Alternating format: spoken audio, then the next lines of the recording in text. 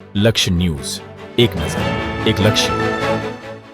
ઉપલેટાના ખેડૂતો દ્વારા વીજ પોલ અને દીવા માફી મુદ્દે કોલકી રોડ પર ચક્કાજામ કરવામાં આવ્યો. રાજ્યમાં ખેડૂતની હાલત દિવસે ને દિવસે કમફોડી બનતી જઈ રહી છે. એક તરફ વરસાદ ખેંચાય છે તો બીજી તરફ મોંઘા બિયારણ અને ખાતરે ખેડૂતોની કમર તોડી નાખી છે. તેમાં પણ ખેતરોમાં ઊભા કરવામાં આવતા હેવી વીજ લાઇનના થાંભલાઓ ખેડૂતો માટે પડ્યા પર પાટું સમાન સાબિત થઈ રહ્યા છે. આ તમામ મુદ્દાઓને લઈને આજે ઉપલેટામાં કિસાન સંઘર્ષ સમિતિ અને કિસાન કોંગ્રેસના નેતૃત્વમાં ખેડૂતોએ ચક્કાજામ કરી વિરોધ નોંધાવ્યો હતો. ઉપલેટાના કોલકી રોડ ગેટ પાસે સવારથી જ ખેડૂતોનો જમાવડો જોવા મળ્યો હતો. હાથમાં વિવિધ માંગણીઓના બેનરો સાથે ગુજરાત કિસાન સભા, કિસાન કોંગ્રેસ અને સંયુક્ત કિસાન મોરચાના નેજા હેઠળ ખેડૂતોએ ચક્કાજામ કર્યો હતો. ખેડૂતોનો સૌથી મોટો રોષ તેમના ખેતરમાં ઊભા કરી દેવાતા વીજ કંપનીના હેવી પોલને લઈને છે, જેનાથી તેમની કિંમતી જમીન બરબાદ થઈ રહી છે. ખેડૂતોની માંગ માત્ર વીજ પોલ પૂરતી સીમિત નથી. તેઓ C2+50% ફોર્મ્યુલા મુજબ ટેકાના ભાવનો કાયદો, સંપૂર્ણ દેવા માફી, ખામીયુક્ત જમીન માપણી રદ કરવી અને DAP યુરિયા ખાતરની તંગી દૂર કરી ભાવ વધારો પાછો ખેંચવાની માંગ કરી રહ્યા છે. સ્થાનિક આગેવાનોનું કહેવું છે કે સરકાર તાનાશાહી કરી રહી છે અને ખેડૂતોને પૂરતું વળતર અપાતું નથી. આ આંદોલનમાં કોઈ પક્ષપાત જોવા મળ્યો ન હતો. ભાજપની વિચારધારા ધરાવતા ખેડૂતો પણ ખેડૂત હિત માટે આ પ્રદર્શનમાં જોડાયા હતા. જેતપુર અને મોરબીમાં છેલ્લા 16 દિવસથી અન્નજળનો ત્યાગ કરીને બેઠેલા ખેડૂતોને ન્યાય અપાવવા ઉપલેટાના ખેડૂતોએ હુંકાર ભર્યો છે અને આવનારી ચૂંટણીને લઈને સરકારને સીધી ચેતવણી આપી દીધી છે. ખેડૂતોનો આક્રોશ સ્પષ્ટ દર્શાવે છે કે જો સમયસર વીજ પોલનું યોગ્ય વળતર અને ખેડૂતોના પ્રાણ પ્રશ્નો નહીં ઉકેલાય તો આગામી દિવસોમાં આંદોલન સમગ્ર ગુજરાતમાં વધુ ઉગ્ર સ્વરૂપ ધારણ કરી શકે છે. રિપોર્ટર અરસીભાઈ આહિર, ઉપલેટા. મારું નામ ભરતભાઈ લુણસિયા, ગામ ધામ. એમાં મારું પૂરતું સમર્થન છે. કોઈ પાર્ટી નથી, કોઈ વાદ વિવાદ નથી અને આ બધા ખેડૂત ને હારે આપણું સંકલન કાયમી માટે સમર્થન છે. એમાં મુખ્ય વસ્તુ એવી છે કે એક તો 3 ભાઈઓ હોય અને 10 વીઘા જમીન હોય, તેમાં 3 વીઘા જમીન આવી હોય, એમાં 3 વીઘા જમીન વીજ પોલ માટે થઈને રોકાણ થઈ ગયેલું હોય તો એને ખેતી કરવી કે પછી આને જમીન દઈ દેવાની. બિયારણના ભાવ બહુ આસમાને પહોંચેલા છે અને આ સરકારને હું નમ્ર અપીલ કરું છું. હું પ્યોર ભાજપમાં જ છું, એમાં કઈ વાંધો નથી, પણ ખેડૂતની સાથે કાયમી માટે સૌ અને રહેવાનો સૌ. મારી માંગ એટલી છે કે ખેડૂતોને આ અન્યાય છે એના માટે ન્યાય આપો. આ 16 દિવસથી મોરબી ની અંદર, જેતપુર ની અંદર ખાધા વિનાના ખેડૂત જે ઉપવાસ આંદોલન ની અંદર બેઠા છે એને યોગ્ય ન્યાય આપો અને વળતર આપો યોગ્ય, એ મારી માંગ છે અને ઉગ્ર રજૂઆત છે. મારું નામ ખીમાભાઈ વાળી, ગામ ઉપલેટા. હું એક ખેડૂત છું.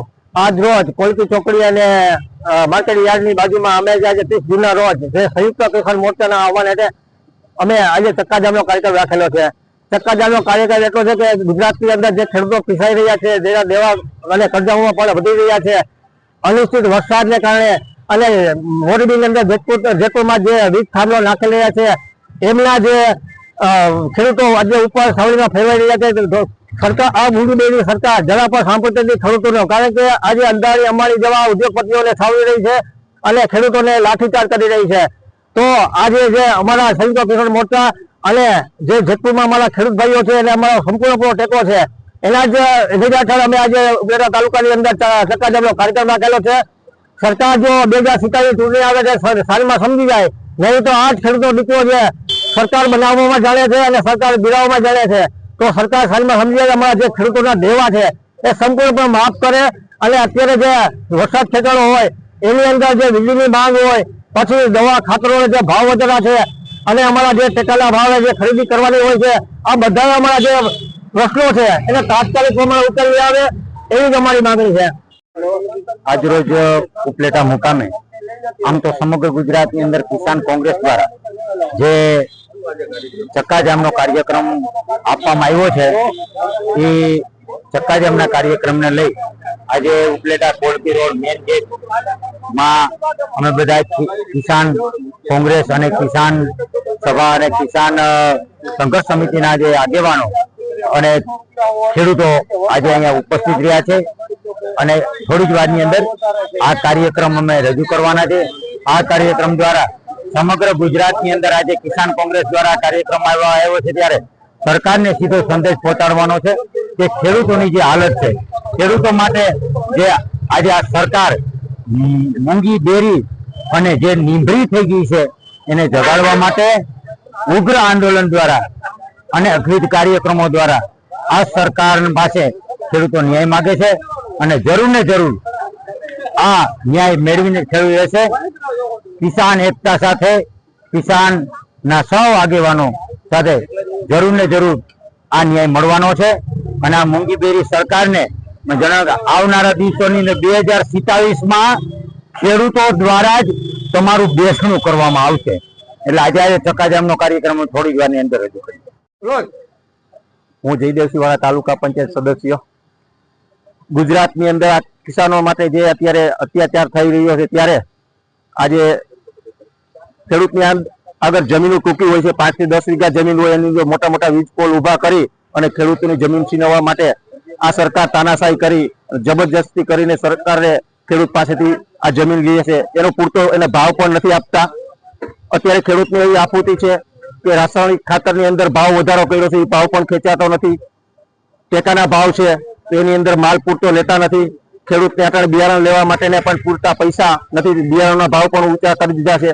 ત્યારે ખેડૂતની માથે અત્યારે આફૂતી છે તો આ સરકાર ખેડૂતને ન્યાય ના આપે એના માટે આજે ઉપલેટા તાલુકાની અંદર તમામ ખેડૂત થઈ અને અમે રસ્તા રોકો આંદોલન કરવાના છીએ.